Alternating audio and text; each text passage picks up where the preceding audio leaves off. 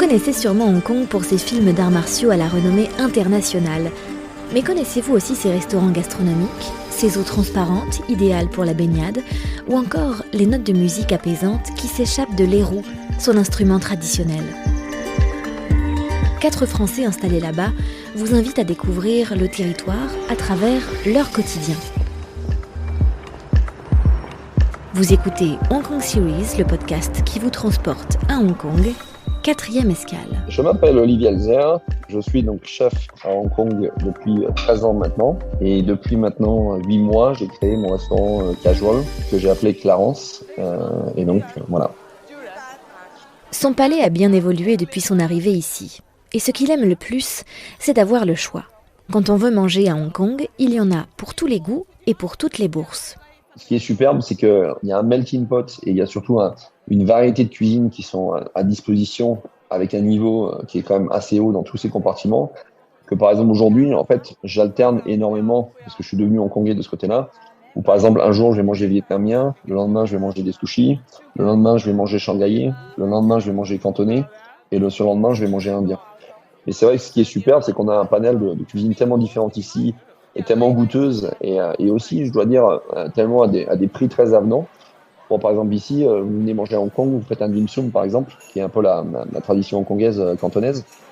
Je veux dire, pour 20 €, vous allez avoir une table pleine de dim sum où vous allez vous régaler. Vous allez avoir 15 assiettes différentes avec à chaque fois 2-3 bites à l'intérieur. Ça va être un festival de goût où vous allez dire waouh, là il y a les dumplings à la crevette, là il y a donc les dumplings de porc, là il y a les trucs à la truffe. Il y a une telle variété et c'est un tel patchwork de goût qu'au final vous allez dire waouh, pour ce prix-là, évidemment, c'est super quoi. Il faut le dire, cet amoureux de cuisine né en Alsace n'avait pas prévu de quitter la France et sa haute gastronomie pour l'Extrême-Orient. Mais celui qui a travaillé pour les plus grands, comme Joël Robuchon, celui qui a été chef du Seasons ou de l'Envol du Saint-Régis à Wan Chai, ce chef étoilé-là adore relever des défis. J'ai commencé à l'âge de 14 ans, 15 ans en cuisine. J'ai eu la chance de travailler que dans les restaurants étoilés, 2 et 3 étoiles Michelin. Ce qui se passe, c'est que Pierre Gagnard me contacte, avec qui j'avais travaillé à Paris, et me dit, écoute Olivier, j'ai un challenge pour toi. Le restaurant Pierre en mandarin oriental a décroché qu'une étoile Michelin, ce qui est une déception pour nous et puis surtout pour la direction. Et j'ai besoin de trouver un chef qui serait capable de décrocher au moins 2 étoiles assez rapidement. Et j'ai besoin que tu voies en fait l'établissement, que tu voies le marché de Hong Kong. Et en gros, donc en fait en mai 2009, je prends l'avion. Et en l'occurrence, je tombe amoureux de Hong Kong au mois de mai, où j'avais mon expérience et ma culture de Hong Kong, c'était les films de Jackie Chan. Donc, c'était à peu près tout ce que je savais de Hong Kong. Et c'est vrai que j'étais pas du tout prêt à ça. Et en fait, je pense que j'ai retrouvé en fait ce que je cherchais un peu avec New York, par exemple. J'ai toujours aimé l'énergie de New York avec les buildings, l'espèce de proximité de Central, de Manhattan. Et je pense qu'en fait, j'ai exactement retrouvé ça, mais en Asie, avec une culture différente. Et en fait, j'ai vraiment été très choqué et surpris, surtout dans le bon sens, évidemment, entre les gens qui buvaient des vins français, des produits français qui étaient très représentés ici, les établissements d'hôtels de 5 étoiles qui étaient évidemment tous en train de compéter les uns contre les autres avec vraiment des moyens exceptionnels. Et j'ai pris une grosse claque en 2009 où j'ai visité en fait Hong Kong. Il faut revenir quand même qu'il y a 13-15 ans, on commençait déjà à voyager évidemment, mais c'était encore un peu tabou dans le sens où pour un jeune chef qui souhaite un jour avoir 2 ou 3 étoiles Michelin, c'est vrai qu'à l'époque, il fallait rester en France. Mais disons que les jeunes commençaient à bouger et donc voilà comment je suis arrivé en 2009 avec Pierre Gagnard au mandarin oriental pour décrocher en fait la 2e étoile que j'ai décrochée 1 an après. Définir la cuisine du chef Elzer, c'est réunir 3 ingrédients indissociables de sa personnalité. L'amour des bons produits, l'écoute des attentes de ses clients et un savoir-faire acquis au fil de ses multiples expériences. On cuisine quand même pour nos clients. J'ai ma propre patte. J'ai un terroir français à représenter ici à Hong Kong. Et je pense que je l'explique souvent, moi qui ai toujours voulu aller aux États-Unis, je sais si demain je vous fais à manger ici à Hong Kong, dans mon restaurant gastronomique ou même dans mon restaurant casual Clarence, c'est clair que je pense que je cuisinais différemment en fait à New York qu'à Hong Kong. On cuisine pour ses clients avant tout. Et ma touche va être en fonction des connaissances que j'ai prises depuis 13 ans. À savoir que, par exemple, je sais ce qui convient aux Hongkongais et à ma clientèle asiatique aujourd'hui ici. Et c'est vrai que je ne vais pas forcément taper dans une cuisine française très, très lourde, très riche, très crème et beurre orientée. Ils peuvent prendre un petit peu de beurre, de crème et une cuisine riche, mais c'est pas ça qu'ils préfèrent, par exemple. Vous écoutez Hong Kong Series, le podcast qui vous transporte à Hong Kong. 4e escale. J'aime beaucoup les produits de la mer, c'est vrai. Aussi le fait que je pense que les produits de la mer, je me rends compte depuis 13 ans, depuis 27 ans que je travaille en cuisine, on se rend compte que ça devient de plus en plus unique. Parce que là, on sait que le vivier des poissons dans la mer, c'est pas un vivier sans fond. Et on voit vraiment, il y a un migrage qui se passe au niveau des produits, où par exemple, il y a des produits en fait qu'on travaillait avant qui ont quasiment disparu. Le côté rare des grosses langoustines qui deviennent de plus en plus difficiles à trouver. Et c'est vrai que les produits de la mer, c'est quelque chose que moi j'aime beaucoup. Alors, c'est assez contradictoire avec le fait que je viens d'Alsace. C'est vrai qu'en Alsace, on n'a pas trop la mer, mais en fait, non, je suis un jouisseur de tous les produits, bien sûr, français et après, bien sûr, de saison également. L'avantage qu'on a ici, et c'est une force, c'est qu'on a le Japon qui est juste à côté. Ici, à Hong Kong, il y a une telle demande, c'est qu'en fait, d'une, on a tous les produits représentés de France. Je peux avoir ma petite confiture de bagne que je travaille en France avec, je peux l'avoir ici aussi.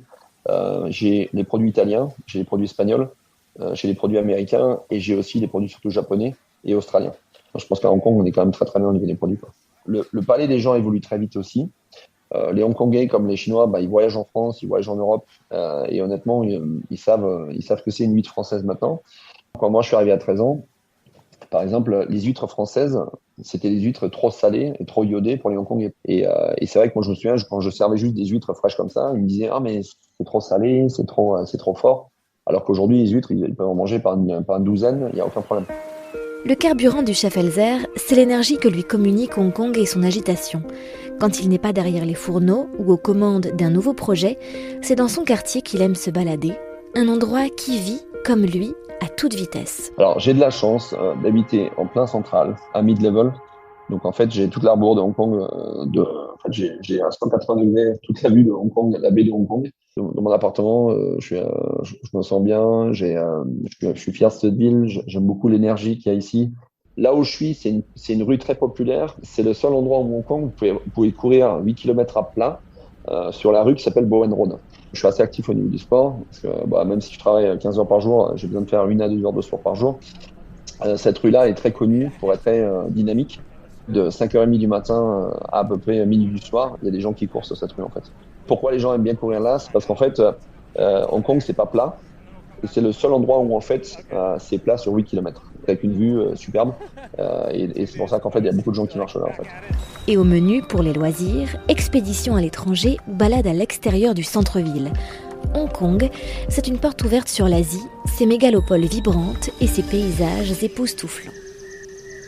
Je suis un peu comme tout le monde, j'aime bien être un globe-trotter, de voyager et puis d'apprendre. L'avantage d'ici, c'est que, avant Covid évidemment, c'était facile de prendre un avion, boum, une ville que vous n'avez pas faite, allez, on va au Vietnam, on va en Thaïlande, on va là. Et c'est vrai que ça, c'est ce que j'aime beaucoup faire. Il y a un peu un misconcept sur Hong Kong dans le sens où il y a beaucoup de gens en fait qui voient Hong Kong comme New York par exemple, Manhattan avec les gratte-ciel, China Bank, HSBC, etc. Mais en fait, si demain vous seriez à Hong Kong, à 20 minutes ou un quart d'heure en taxi, vous vous retrouvez en plein milieu de la jungle, quoi. C'est-à-dire que le nombre de hikes, donc qui sont des balades à faire, où vous pouvez faire 20, 30, 40, 50, 100 km à marche à pied, d'escalade, etc. C'est impressionnant. Il y a un portfolio de différents paysages. Par exemple, je peux vous amener à Tai Ho, donc c'est l'ancien village des pêcheurs, qui en fait, c'est très connu pour en fait, ils font sécher leurs poissons au soleil avec des œufs, etc., etc. Je veux dire, c'est super dépaysant. C'est un village qui est en fait sur des pilotis avec la marée qui monte et qui descend et qui est vraiment super sympa. Il y a plein d'endroits en fait à Hong Kong à faire qui sont vraiment super sympas et super dépaysants. Et honnêtement, la liste, je peux vous en donner plein, mais c'est vrai qu'il y a plein de choses à faire comme ça. Il y a Sai Kung, par exemple, vous allez à Sai Kung, vous avez l'impression de vous retrouver en Thaïlande parce que l'eau, elle est transparente. Et vous pourrez prendre une tente et dormir la nuit là-bas en disant voilà, on fait un petit camping. Donc non, il y a plein de petites choses à faire comme ça. La vie d'un jeune chef est faite de voyages et de projets. Arrivé il y a 13 ans, qui sait s'il sera encore là pour les 13 années à venir?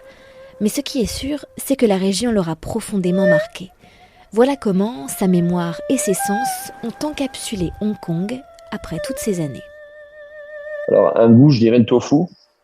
Un son, alors, je ne sais pas comment il faut le décrire, mais il y a un instrument chinois qu'ils aiment bien jouer quand on va au dim sum. C'est une espèce de violon chinois qu'ils utilisent, où en fait, ils chantent, enfin, ils jouent une musique très mélancolique, mais très agréable. Quand je suis arrivé au Mandarin oriental, il y a 13 ans, comme je vous ai expliqué, j'arrive au mois de mai donc, pour visiter donc, l'hôtel. Et ils me mettent en fait dans la chambre et la musique de fond de la télé dans ma chambre d'hôtel en fait a cette espèce d'instrument chinois qui vous rappelle un peu quand vous êtes dans un spa, mais qui est très spécifique à Hong Kong. Alors, une odeur, le côté iodé, en fait, évidemment de la mer, qui étrangement est très différent d'une autre, parce qu'en fait, j'ai la chance d'aller en Bretagne et de voyager, bien sûr, en Méditerranée, parce que je travaille dans le sud. Et je trouve que c'est une odeur très spécifique. Et pour moi, vous me mettez n'importe où dans le monde et vous me faites sentir cette odeur de iode de Hong Kong, je la reconnaîtrai tout de suite, quoi.